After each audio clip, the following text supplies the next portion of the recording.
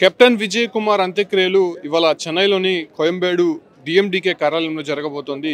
కాకపోతే నిన్న ఉదయం ఆయన చనిపోయిన తర్వాత తన ఇంటికి తీసుకెళ్లినటువంటి కుటుంబ సభ్యులు అక్కడ నుంచి డిఎండికే కార్యాలయానికి తీసుకొచ్చారు.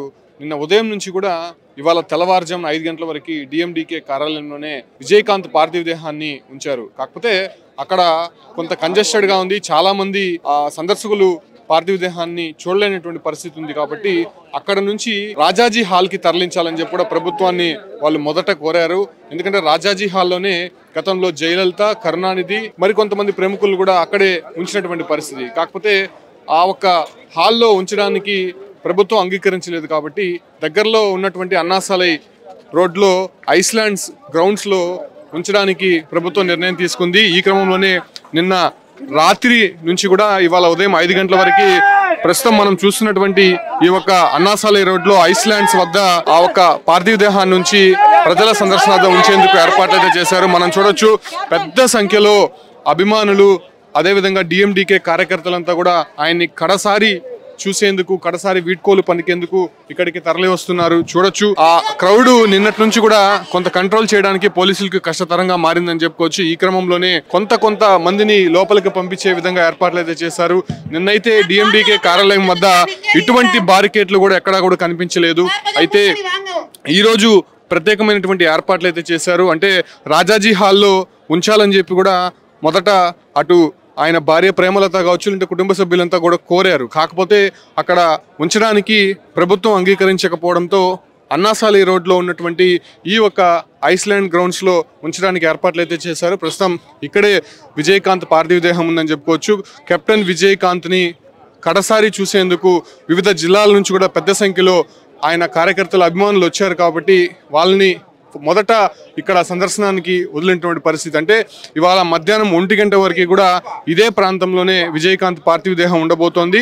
అటు తర్వాత 1 గంట నుంచి ఇక్కడ నుంచి కూడా ప్రత్యేక వాహనంలో ఆయన్ని కోయంబేడులో ఉన్నటువంటి డిఎండికే కార్యాలయానికి తీసుకువెళ్తారు.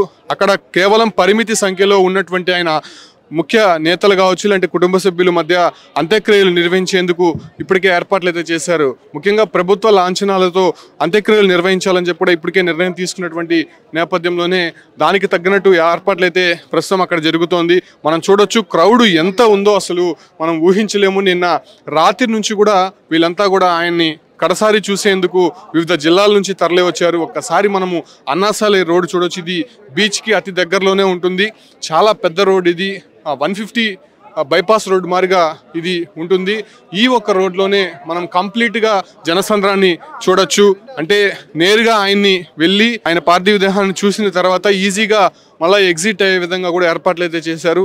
ఎందుకంటే ఆయన ఇప్పటికే తమిళనాడు ప్రజల్లో ఒక సుస్థిర స్థానాన్ని నిలుపుకున్నాడు. అటు రాజకీయంగా కావచ్చు, సినీ రంగానికి సంబంధించినటువంటి ఒక కీలక వ్యక్తిగా ఉన్నాడు. కాబట్టి ఖచ్చితంగా ఆయన్ని చూడడానికి భారీ సంఖ్యలో అభిమానులు, ప్రజలంతా కూడా వచ్చే అవకాశం ఉంది. కాబట్టి దానికి తగినట్టు ఏర్పాట్లు చేయాలని చెప్పి కూడా అటు స్టాలిన్ ప్రభుత్వం ఇప్పటికే అనౌన్స్ చేసింది. ఈ క్రమంలోనే ప్రభుత్వ యంత్రాంగం అంతా కూడా నిన్న అర్ధరాత్రి నుంచి కూడా మొత్తం యంత్రాంగం ఇక్కడే ఉండి ఏర్పాట్లు అయితే చేసిందని చెప్పుకోవచ్చు. కేవలం 5 గంటల్లోనే ఈ ఏర్పాట్లన్నీ కూడా చేసినట్టయితే మనం క్లియర్గా చూడొచ్చు. అంటే రాత్రి కూడా మనం ఇక్కడికి వచ్చి ఒకసారి చూసాము.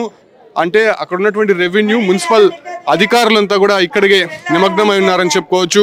అంటే 2 రోజులుగా ఈ ఒక్క విజయకాంత్ సంబంధించినటువంటి అంత్యక్రియల పైన ఒక సస్పెన్స్ అనేది కొనసాగుతూనే ఉంది. ఆయన్ని మొదట జయలలిత, కరుణానిధి, ఎంజీఆర్ని ఎక్కడైతే అంత్యక్రియలు నిర్వహించారో, అంటే వాళ్ళు కొంత కీలక నేతలుగా ఉన్నారు కాబట్టి అటు బీచ్కి దగ్గరలో ఉన్నటువంటి ఇక్కడ వాళ్ళని అంత్యక్రియలకి ఏర్పాట్లు అయితే చేశారు గతంలో. కాకపోతే విజయకాంత్ను కూడా అక్కడే అంత్యక్రియలు నిర్వహించే విధంగా ఏర్పాట్లు చేయాలని చెప్పి కూడా కుటుంబ సభ్యులు కోరారు. కాకపోతే దానికి ప్రభుత్వం అంగీకరించలేదు. అంగీకరించకపోగా ఆయన్ని కనీసం రాజాజీ హాల్లో అన్న ఉంచాలని చెప్పి కూడా వాళ్ళు కోరారు. కాకపోతే రాజాజీ హాల్లో కూడా ప్రభుత్వం అంగీకరించలేని పరిస్థితుల్లో ఐస్లాండ్స్ వద్ద ఉన్నటువంటి కొంత భూమిలో ఈ ఒక్క ఏర్పాట్లు అయితే చేశారు. విజయకాంత్ పార్థివ దేహాన్ని డిఎండికే కార్యాలయానికి తీసుకెళ్తారు. డిఎండికే కార్యాలయంలో ఆయనకి సరిగ్గా 4:45 అంత్యక్రియలు జరిగే విధంగా కూడా ఏర్పాట్లు అయితే చేశారు. కాకపోతే ఇక్కడ నుంచి దాదాపు కోయంబేడు పోవడానికి కొంత 12 కిలోమీటర్లు ఉంటుంది. ఇక్కడ నుంచి వెళ్ళడానికి ఎక్కువ అభిమానులు కూడా వచ్చే అవకాశం ఉంది. కాబట్టి కొంత కష్టతరంగా మారేటువంటి అవకాశం ఉండడంతో వాళ్ళని కొంత కంట్రోల్ చేసే విధంగా, అంటే ఎక్కడా కూడా ఇబ్బంది లేకుండా, ట్రాఫిక్ ఇబ్బంది లేకుండా తీసుకువెళ్లే విధంగా ఏర్పాట్లు అయితే చేశారు. డీకే కార్యాలయంలోనే ఆయన్ని ఉంచి అంత్యక్రియలు నిర్వహించాలని చెప్పి కూడా ఇప్పటికే నిర్ణయం తీసుకున్నారు. కాకపోతే చూడొచ్చు, పెద్ద సంఖ్యలో అభిమానులంతా కూడా తరలి వెళ్తూనే ఉన్నారు ఆయన్ని కడసారి చూసేందుకు. ఆల్మోస్ట్ ఇక్కడ నుంచి మనం చూడొచ్చు, ఒక 1/2 కిలోమీటర్ ఉంటుంది లోపలికి.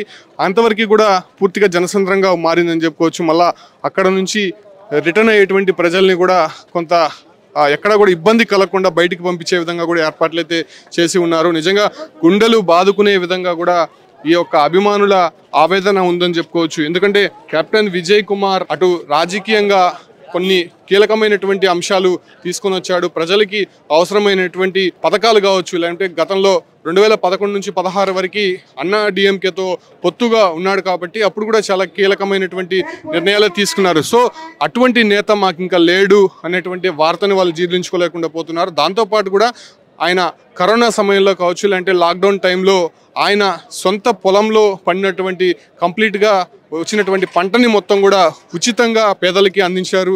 అదేవిధంగా బియ్యము, నిత్యావసర వస్తువులు కావచ్చు, ఇతర వస్తువులకు సంబంధించి కూడా కంప్లీట్గా ఇచ్చినటువంటి పరిస్థితి. సో ఈ క్రమంలోనే ఆయన్ని ఒక దేవుడిగా కొలుస్తున్నారు. దాంతోపాటు కూడా ఆయన సినీ రంగంలో ఉన్నప్పుడు చాలా కీలక వ్యక్తిగా ఉన్నాడు. దాదాపు 100 సినిమాలు చేసినటువంటి ఆయనకి చాలా మంచి పేరుంది.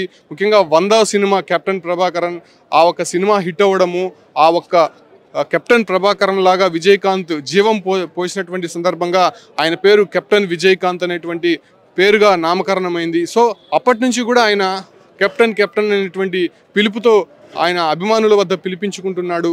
అదే తరహాలోనే ప్రస్తుతం మా కెప్టెన్ ఇక లేడు అనేటువంటి విషయాన్ని, వార్తని జీర్ణించుకోలేనటువంటి పరిస్థితుల్లో తమిళనాడు ప్రజలు ఉన్నారని చెప్పుకోవచ్చు. అయితే ఇవాళ మధ్యాహ్నం సరిగ్గా 1 గంట ప్రాంతం నుంచి ఇక్కడ ఐలాండ్స్ నుంచి బయలుదేరి కోయంబేడులో ఉన్నటువంటి డిఎండికే కార్యాలయానికి పార్థివ దేహం తీసుకెళ్తారు. అక్కడ నుంచి సరిగ్గా 4:45 ఆయనకి అంత్యక్రియలు నిర్వహించే విధంగా కూడా ఏర్పాట్లు అయితే చేసి ఉన్నారని చెప్పుకోవచ్చు.